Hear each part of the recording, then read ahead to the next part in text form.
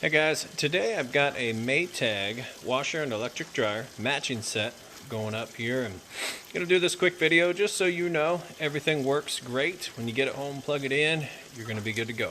That's how I like to spend my money, so that's how I like to sell my items. So I do these little videos here as if you were standing here testing it out yourself. This washer here, got it set up, it's got an agitator. Kind of a cross between the newer HEs and the older style with the agitator. One thing though that's really nice about it versus some of the newer HE models, this one gives you the option to choose between deep water or auto sensing. A lot of folks don't get along with the auto sensing, doesn't really use enough water, and I've seen some complaints about that. But the deep water wash is a little more traditional, full submersion on the clothes. Does an excellent job, so I'll show you that here once it's done filling up. And typically you wouldn't be able to lift this up, but I just popped these two screws out and put the lid lock here. That way we can watch it and I can show you that everything's working great as it goes along. So it is filling up with water right now. I'm going to show you that it drains that water out, agitates correctly, and then has a nice, fast, smooth final spin. And this machine is in excellent, almost like new condition. You can see this one little spot right here. Other than that, excellent shape here. So we'll let it move along and then we'll come back. Alright, so just about out of the sensing mode. You can see it's using tons of water. It's got a very strong agitation, kind of loud, but it does a really good job getting those clothes nice and clean.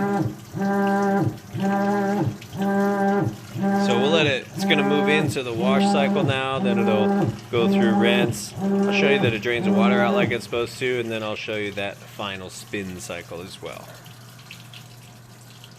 Alright, now the drain is kicked on. Just draining out that water nice and fast.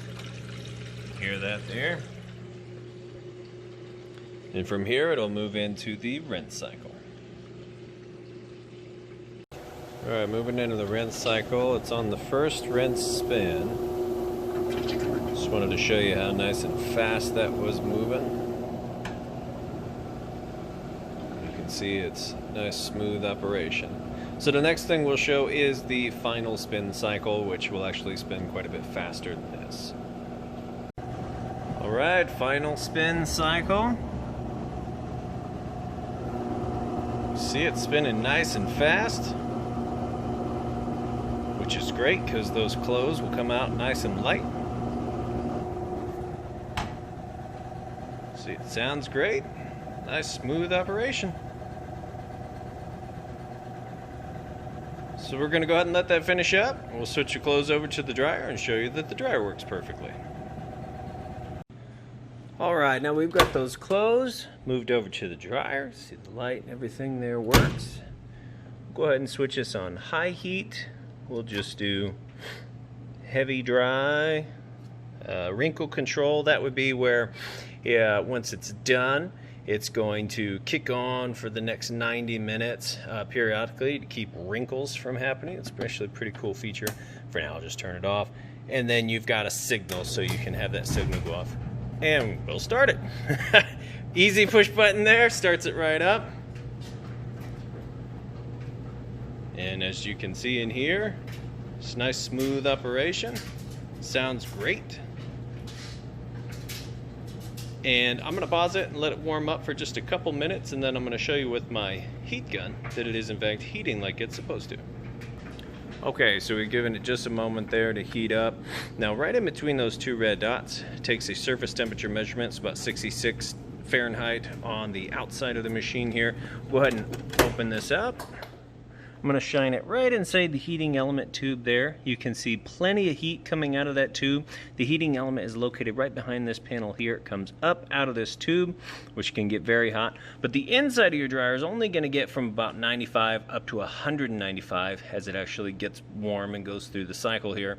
And that temperature is determined by what you set it on up here. So you don't have to go full blast heat. If you have delicates, things that you want not to have much heat, you can go to air fluff, low, medium, high. Well, you could also just put it on sensor dry, and it's going to sense the moisture level and how dry things are and kind of go based off of that. And I believe this still applies though, so you'd want to go low with a sensor dry if you had delicates. And there's even a delicate setting on there. Some people find that really important. I personally just do it on high time dry and let it roll, but that's why I'm not allowed to do laundry anymore. So that being said, this guy's good to go. We'll get this set listed up. I do appreciate you taking the time to watch this video. If you have any questions, please feel free to reach out. Thanks and have a great day.